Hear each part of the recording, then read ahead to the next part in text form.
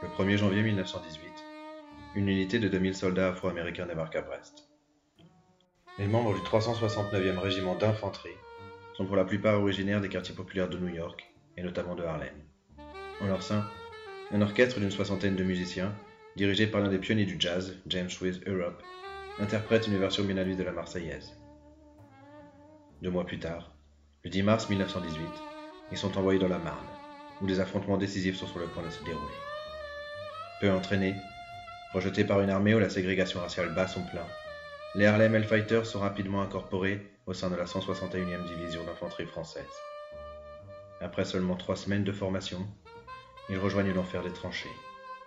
Combattant en première ligne sur le front français, mais aussi contre cette ségrégation qui sévit quotidiennement chez eux aux États-Unis, ils vont à jamais marquer l'histoire de leur empreinte. Forts de leur courage et de leur solidarité, ils passeront 191 jours sur le front, un record pour une unité américaine. Dans la nuit du 15 mai 1918, le jeune sergent Henry Johnson, âgé seulement de 19 ans, va à lui seul incarner l'âme des poilus de Harlem. Alors qu'il monte la garde avec un camarade, il se retrouve pris en embuscade lors d'une offensive. Sous le feu des tirs ennemis, armé seulement de son fusil, d'un couteau, et déterminé à ne pas laisser son frère d'armes, blessé durant les combats, tomber entre les mains allemandes, il va repousser à lui tout seul une vingtaine d'assaillants.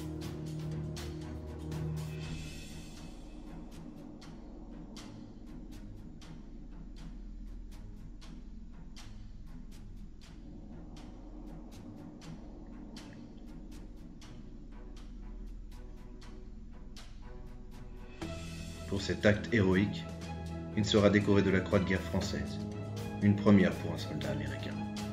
Victime de multiples blessures, il en ressortira cependant handicapé à vie. Il faudra attendre 2015 pour que les États-Unis, son propre pays, lui décernent à titre posthume la médaille d'honneur.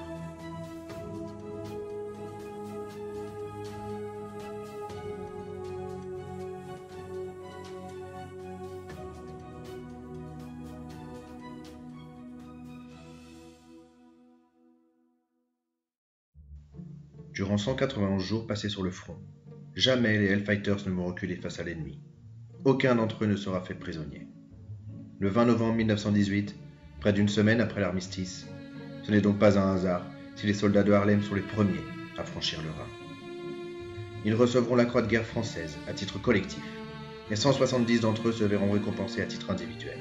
Cependant, avec près de 1300 morts et blessés, ce régiment restera l'unité américaine la plus décimée de la Première Guerre mondiale. De retour dans leur pays, ils défileront, orchestre en tête, le 17 février 1919 dans les rues de New York, avant d'être démobilisés. Cependant, aucune reconnaissance nationale ne leur sera accordée. Et du jour au lendemain, les poilus de Harlem tomberont dans l'oubli.